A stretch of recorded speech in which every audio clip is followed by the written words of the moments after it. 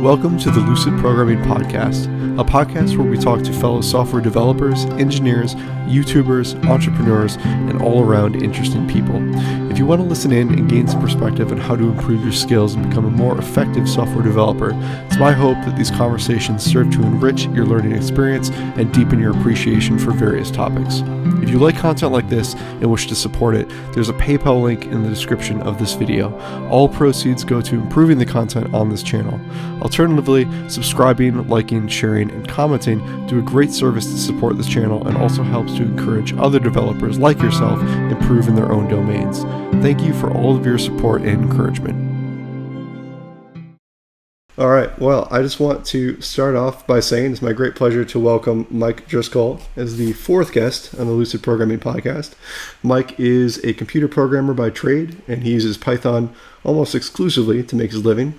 Python has been in Mike's toolbox since about 2006, and he's written extensively on the subject. From blogging for the Python Software Foundation among hosting his own blog entitled The Mouse versus the Python, Mike has also written a number of highly acclaimed Python books, namely Python 101, Python 201, Intermediate Python, wxPython Recipes, Python Interviews, Report Lab, PDF Processing, Python, and those are all going to be available in the show notes, so if you want to check those out either in print or ebook form, I'll leave links to those below. And I'll also say that let's just see here. Other than Python, according to Mike's website, he enjoys engaging in reading novels, listening to a wide variety of music, and photography. Mike, I just want to say welcome again to the podcast, and feel free to jump in by adding any context or any corrections to my introduction there. Yeah, well, thanks for having me. I think the only thing you missed is I have like 2 other books, but that's not a big deal. We can get those in the links too if you want them. Absolutely. Yeah, no, I think writing here, especially technical writing, is going to be a big subject, mostly from a selfish perspective for me. So we'll definitely touch on those, and I will most certainly leave those links in the show notes below. But first, I kind of want to just start a little bit broad. And I know that your website mentions that you began your Python journey in 2006, as I mentioned above. And I just wanted you to tell me maybe a little bit about what led you to Python back then, and whether or not this was kind of your first step into the programming world, or if this was something that kind of happened later. What led you to Python? Well, I started out doing Python because I was working as a kind of a web IT shop type place, and then when I got my decent job, they wanted me to learn Python. And so I kind of had to do a trial by fire and translate Visual Basic for applications into Python applications. And so that's kind of introduction to Python, just transferring from one format to the other. Gotcha. And Visual Basic was what you were working with before. Did you have an academic career prior to that? Did you take like any courses, or I guess how did you get into programming in general prior to that?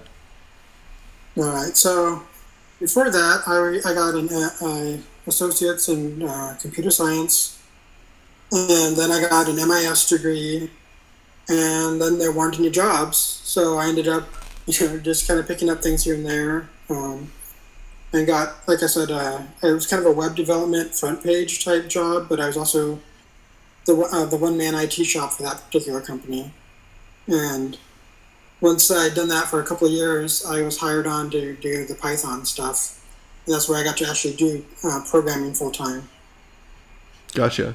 And I guess, you mentioned that you kind of almost exclusively work in Python. That's kind of how you do most of your work. Most of your books are, or I think maybe all of your books are focused on the Python language. I guess I kind of wanted to ask maybe another question as to whether or not you had any desire to delve into other languages. You mentioned Visual Basic, that you had some experience with that, but I guess I wonder, do you have any, do you ever get bit by the urge to, delve into some of the newer languages like Go, or I forget, for whatever reason, Rust is the one that I'm thinking of. Any of the newer languages or any of the other languages? I guess why have you chosen to kind of focus on Python? Well, for me, Python, when I first learned Python, I was like, I really love the syntax and how clean and easy it is to read. Not just my own code, but libraries that don't even have that great documentation, you can usually figure them out either because the syntax is nice and clean, or because you can use Python's introspection abilities to figure out the code. I really haven't seen that in other languages, but I also don't have a wide variety of languages to pull from either. My boss really likes Swift, so I'm a little bit interested in learning Swift, except that it's Mac only.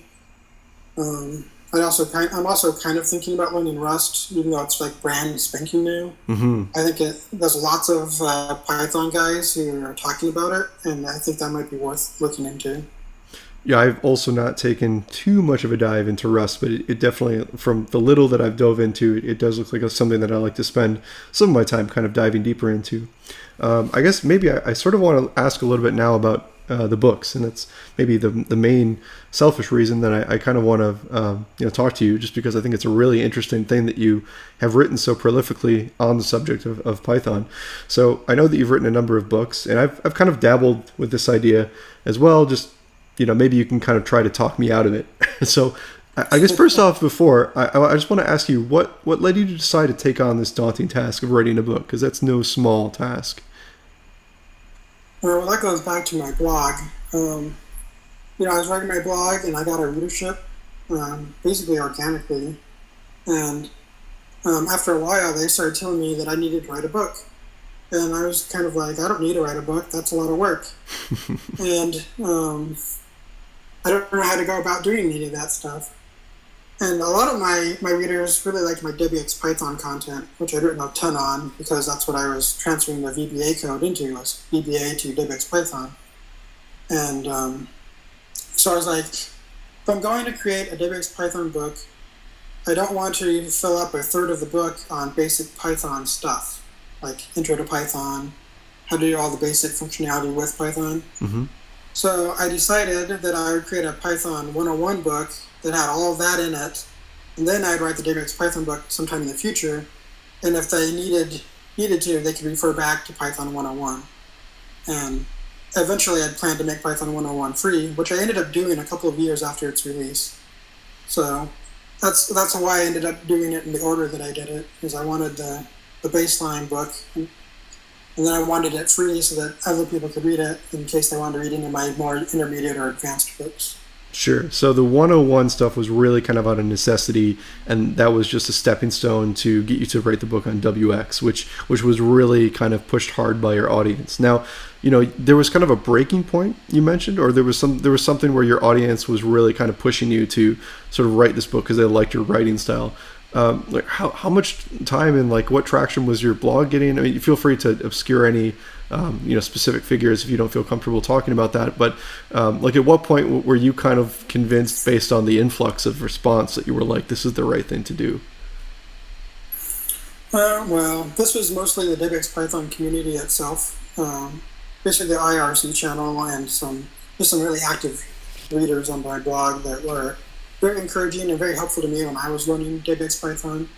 And I had a couple of other just like random interactions with people that thought I should also write something. And it really wasn't like I had all kinds of readers on my blog. I think at that time I might have had 40,000 per month. Oh wow, something like that.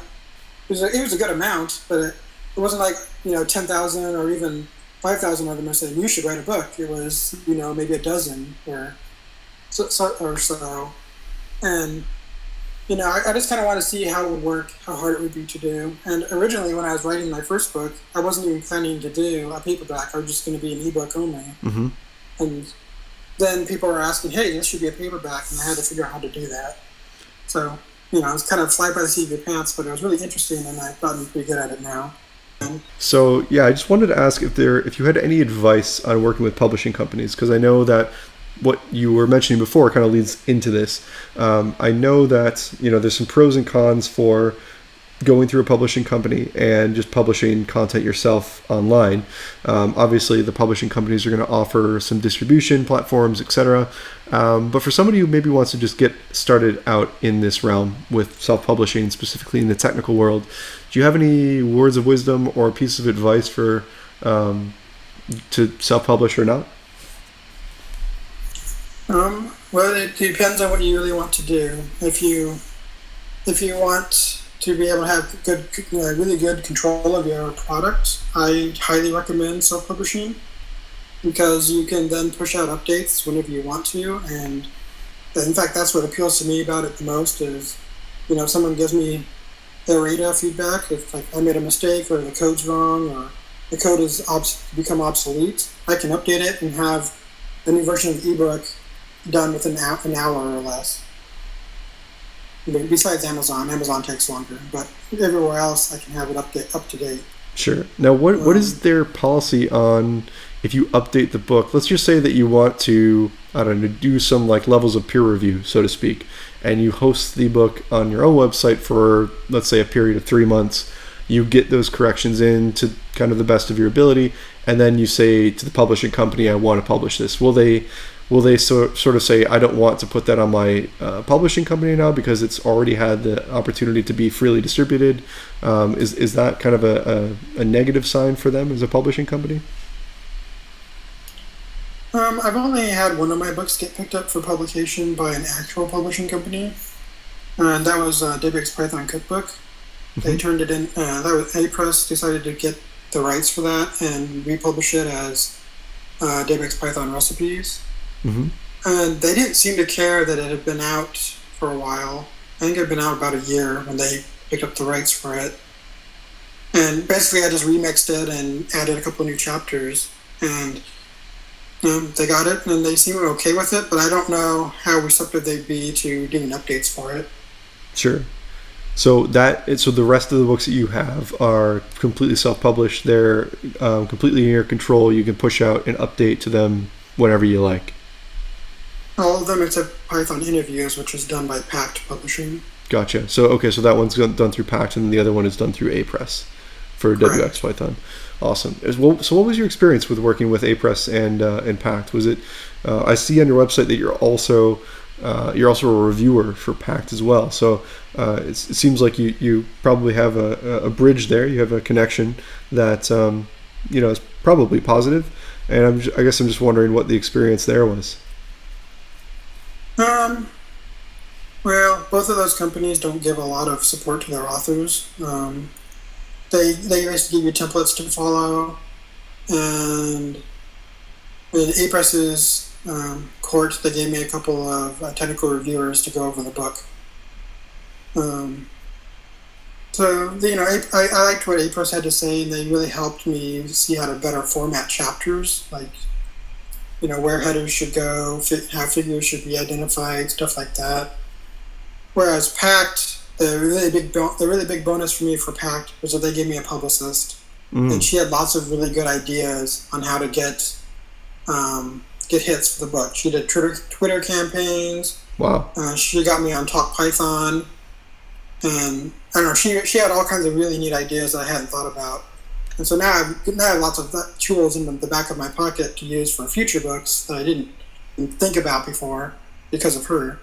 Yeah, that's great. But now, with those tools, I mean, do you think that you would, if you were to write another book, or if you're working on another book, would you go self-publishing and take kind of the lessons that you've learned from previous experiences and just self-publish, or would you maybe work with the publisher that you've had a positive experience with before, if you had the option to?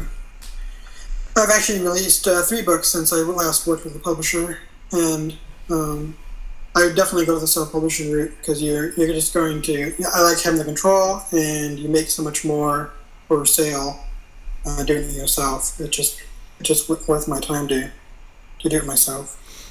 Of course, you have quite a platform. The Mouse vs. the Python is, I think, a website that gets a very sizable amount of traction.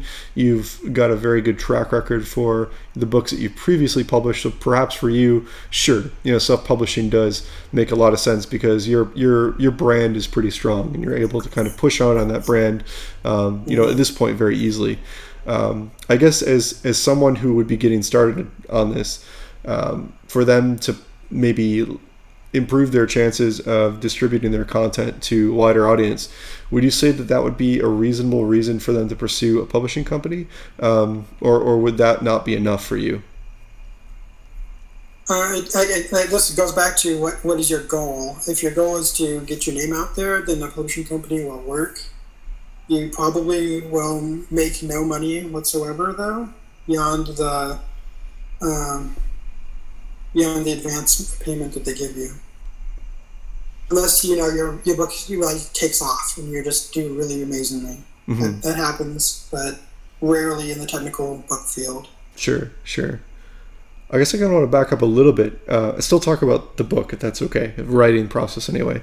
And I really just want to drill down a little bit and ask you, what's your process for planning to write a book? Because it sounds like, given the prolific nature of the books that you've written, you have a process and you follow that process, and it seems like it's served you pretty well. So what does that look like? How do you decide on the topic? How do you determine the scope? How do you estimate the workload? Feel free to take and pick any of those. I really want to drill down and pick your brain on this.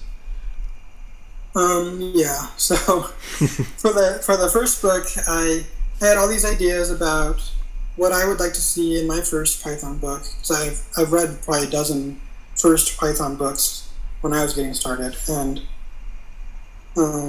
that kind of shaped it. I knew what the first 13 chapters would be, because that's what's in every Python book that teaches you Python. And then I was like, they never teach you how to distribute your Python code onto the Python packaging index, or how to turn it into a package like an executable. I've never seen a book that teaches you how to do either of those, so I wanted that included in my book. They don't really talk about installing third-party packages ever, so I wanted that in my book. They don't talk about really even the standard library that much. And Python has an awesome standard library, so I included chapters on that too. And that was kind of how I was like, this is my wish list for Python 101, and I took that, and then I also I did kind of a survey on Complaying Python about what do you think should be in a beginner Python book, and what do you think should be in an intermediate Python book? And I took that information and kind of made an outline. Where did you get that? So where did you get that background knowledge from? Did you ask the audience from your blog? Did you kind of poll them based on what they would like to see? What was your market research like, I guess? I went to, so there's a mailing list called Complaying Python. It kind of goes back to, it's on Google Groups now, and that's just a generic Python beginner community. And this was kind of before Slack became popular, and I think even Stack Overflow was just starting to get popular at that time. Mm-hmm. So I used that forum, and I got a lot of good feedback from experienced Python people and some beginners about what they thought should go in the book. I also asked the people that were encouraging me to write what they thought I should put in the book. And, I just took from my personal library, this is what's in this book, and this is what's not in the book at all, and just kind of made my own outline for that. For other books, though, I kind of looked at what would I like to be in a book? Is there a wxPython recipes book that people don't know anything about? And the wxPython recipes was a little bit different in that I took posts that I'd written previously and updated them to the latest version of wxPython, and made sure that they didn't conflict with PAC's wxPython cookbook. I think they had a cookbook of their own by someone that I actually know. Mm-hmm.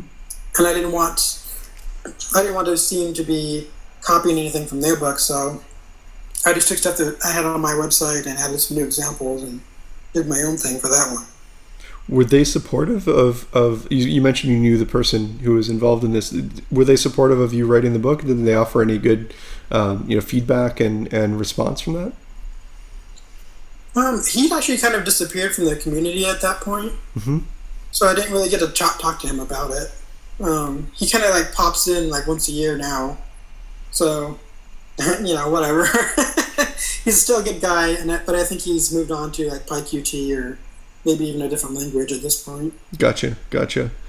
I suppose I want to continue on this writing bent because I'm really interested in I guess how you remain so prolific in this.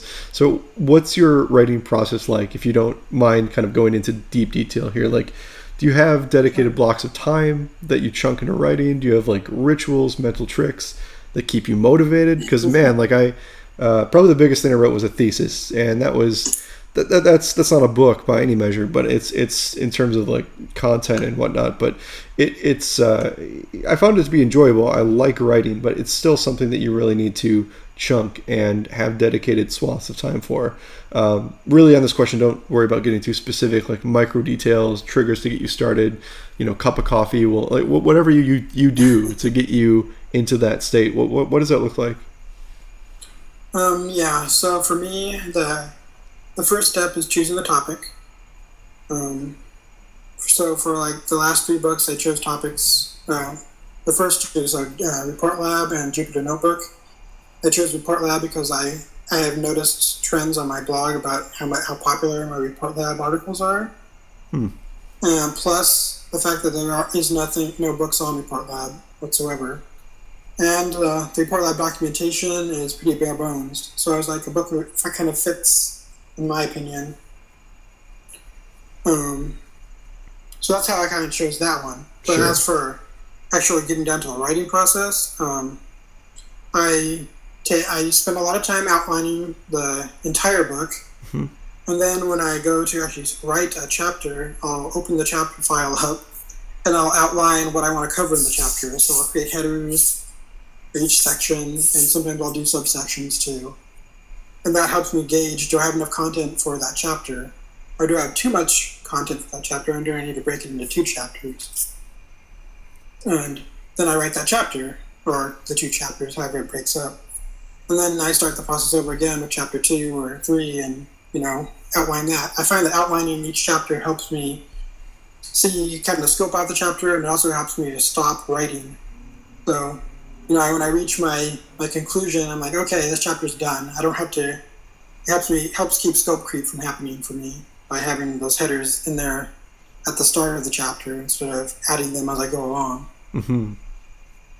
Yeah, it puts nice bounds on the amount of content that you will write, because otherwise it's just really hard to know when you're done. And I mean, maybe that's a testament to just the importance of getting the outline right. Just knowing what you're going to say before you say it, I think, is a really important skill. And I think my own writing style, I could probably benefit from outlining more. I feel like maybe I write more in a linear fashion, but when it comes down to just like getting a clear outline chapter by chapter, doing the research prior to make sure that there's a demand. It seems like one of the things that I'm picking up a lot from you is that you don't write the book unless there's a real need. You mentioned a lot of deficiencies in the Python books that you had seen before, and those are probably fairly fresh in your head. Well, maybe not, because that was 2006, so it was a long time ago, but at least you knew the deficiencies in some of these introductory books, and you honed in on those, and you made sure that your book would cover those.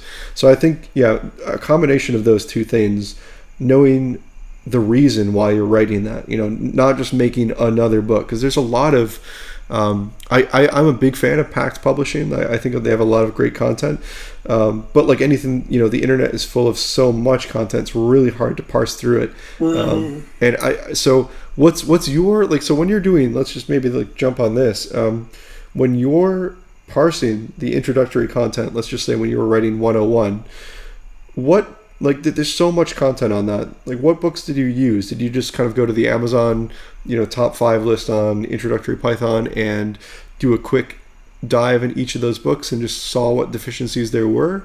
Was it kind of a combination of that with maybe poll research, things like that?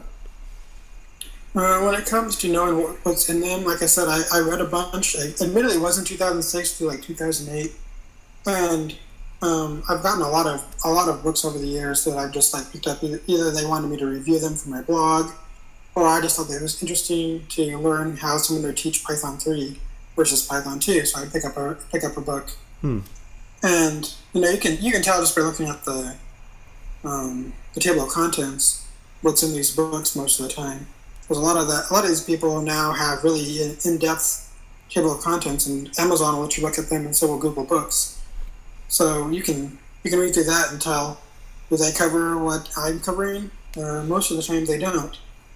And so that made me more confident that my book would do well. Which brings us to Kickstarter. Mm-hmm. When I did Python 101, the Kickstarter went really, really well, and had so much positive feedback about people saying this isn't in any book I've read so far. So I knew I was on the right track because I had all this positive feedback from all these over like 1,000 backers. So, that also told me that I was doing a really good job with how I wanted it to go. Sure. And that also reminds me, I should mention this. Mm-hmm. Part of the reason I do Kickstarter is I will outline 3/4 of the book, and then I'll ask the people on Kickstarter to suggest chapters to add, and then I will pick like the top 3 or the top 5 chapters and just add those to the book. I didn't previously plan to have in the book. That's a great way to kind of gauge audience reception, especially for those 3 extra chapters. That's a nice, probably very helpful tactic, especially for the audience of people that are already interested in the book. So that's really interesting, and that's a nice way to kind of leverage Kickstarter for that. I guess going back to the original question, I really want to figure out how do you sit down and write? How do you sit down and just do it? Like, what do you do? Do you have a room that you can just lock yourself in for a couple hours? Do you just like go forth? I mean, you've motivated and set up a lot of the the why and kind of how you justify the writing of a book. But having all that in mind, knowing there's a need for it, fine. But how do you actually get to putting the rubber to the road, right? Yeah. So this comes back to my blog article writing, in that I'm like, okay, I'm in the mood. We're gonna do it for the next hour. And I usually give myself an hour. So like my lunch periods, that's probably my prime writing time. Or after, like in between 8 p.m. and 10 p.m., I'm like, okay, I'm going to set apart these 3 days, and those are the hours that I get to write. And I'll write until I feel like I'm done with the chapter, or I'm just too tired to keep writing. And it's kind of how it goes. I write. Or a lot of the times I'll write the chapter, and then I'll write the outline for the next chapter, and then I call it good because I've gotten the chapter done. It's committed to my GitHub, and I'm good to go for tomorrow or whenever I get a chance to write again. So what tools do you use to write? Are you just writing these in like text files, LaTeX, or what are you using? Are you using Word? Are you using Vim? What are you what are you using for writing these books? Currently, I use Sublime Text, and I write in Markdown. I use LeanPub, which accepts the Markdown. I think they use Markua as their Markdown flavor, and it works really well because they take the Markdown files and turn it into PDF, EPUB, and Mobi files, which are Kindle version files. And you can take that. They also can create a print-ready PDF version that you can then use to get your book printed. Before that, I used restructured text and went through a kind of convoluted process of generating those 3 file formats myself, using Calibre and I don't think what the other product is called. Anyway, a couple of open source programs that I just generate the books with restructured text into, PDF, EPUB, and Mobi. LeanPub makes it look a lot better and gives you a good table of contents, which I was never able to solve with the restructured text workflow. Yeah, it seems like LeanPub seems to be a very popular. I've not played with it personally, but especially for people that do a lot of self-publishing, LeanPub seems to be a pretty slick thing. It's on my list of things to check out, especially because I really would like to, maybe at some point write a book, but probably not anytime soon. On that note, do you have any advice for someone who wants to write a technical book? Any words of encouragement while slogging through the writing process? Any words of caution prior to jumping into the task? So words of encouragement, just do it. It is fulfilling, and it's also kind of lonely, but once it's done, you'll feel proud of yourself, and it's a good thing to add to your resume, especially if you can get it published. But even if you can't get it published by a publisher, you can still self-publish, and it still looks good on a resume anyway. Words of caution. it takes a lot of work, takes a long time. Lots of people won't understand why you're doing it. So, and you need to think up front that you probably aren't going to break even on the project. So don't do it for money. Do it for the community, or do it for yourself. For like I said, resume building. You need a reason to do it. It needs to be a good reason. So right. Pick a good reason, but probably don't focus on the money part of it, because that's probably not going to be what you're going to end up with, and you'll be disappointed. Sure. So yeah, as long as financial gain is not the primary reason, it's probably, more deep than that. It's because it fulfills a personal need. It's for the community. I think those are probably deeper meaning things that have more weight to them anyway. So I think that's really, and being solid in your focus, I think, can really help you through those tough times as well. So as someone who writes, books and blogs and is involved in the Python community, and you mentioned you work a job as well, how do you structure any balance in your life? I it seems like you're a busy guy. You have a lot going on. Working for yourself, I guess, with respect to publishing, has a lot of gray area. You don't quite know when you're on or off, right? You don't quite know, if you have a family, how do you structure things to optimize your work without compromising any of your personal life? What do you do to, make sure that everything's in balance? Yeah, so like I mentioned, I try to do it like when I have off time, like my lunch hour. I can don't have to worry about work, and I don't have to worry about family time, because I am away from the home, so I can work on stuff like that. If you have an hour lunch, or even a half hour, you'd be surprised how much you can write in half an hour if you want to. Especially if you have a good outline. As for after hours, after work, of course, you have to plan around your family. And so I have a little one, and she goes to bed at 7:30 to 8-ish. So I usually have 2 to 3 hours where I can work or hang out with my wife, or do fun things. And so I just have to pick and choose and be like, okay, these are the days I'm going to do things with my family, and these are the days I'm going to work for like an hour or two on my book. And you have to come to agreement with your significant others that that's okay. Yeah, that can be a bit of a challenge, and that can be kind of a bit of a conversation, and again, having clear picture as to why you're doing something. What you mentioned before, not everyone's really going to understand why you're writing a book. It's hard to convey that meaning to other people, so it can be a bit of a challenge to do that. But it's definitely worth doing, I think, in any case. If there's anything else like that you want to mention about the publishing, whether it's books or blog, I don't know if there's any other points or any other things that you have on your mind, or anything else you want to put out there into the internet.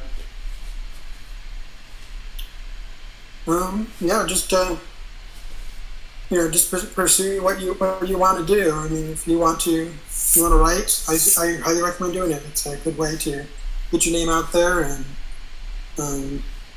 it's actually a nice outlet for your creative, flow too. And it helps me, keep fresh.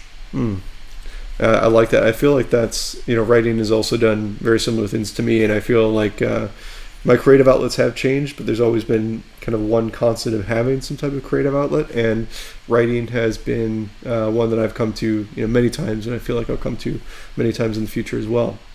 So I just want to wrap up this podcast kind of in a similar way that I've done for previous guests, and this is sort of, I don't know if you're familiar with the author Tim Ferriss. He has a podcast, he has a number of books, he has one of the ways that he ends his podcast is he asks kind of a number of rapid fire questions, and they're all sort of meant to be as long or a short response as you would like, and they're just kind of pretty general questions. And if you like, I can just kind of ask them in a relatively rapid fire way, but that doesn't necessarily mean that you need to respond in a rapid fire way. So the first question is, okay, when you feel overwhelmed or unfocused, or you feel like you've lost your focus temporarily, what do you do? And I feel like this is helpful for someone who's writing a book. Well, I usually go for a walk. I'll go outside and get some fresh air, and just a 5-minute walk, and it can clear your head and get you back in the zone. Nice. So the other question is, what advice would you give to a smart, driven college student about to enter the real world? What advice should they ignore?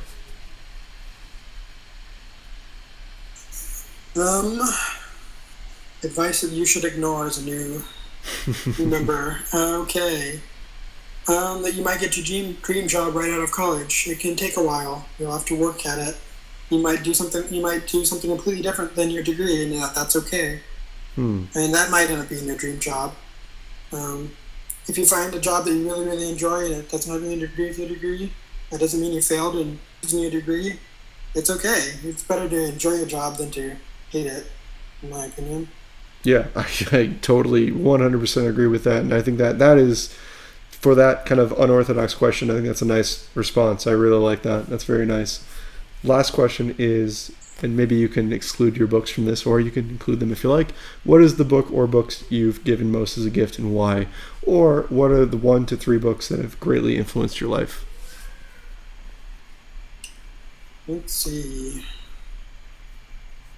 Books that I've given away the most would probably be Python 101, just because I've given away thousands of copies of that. Sure.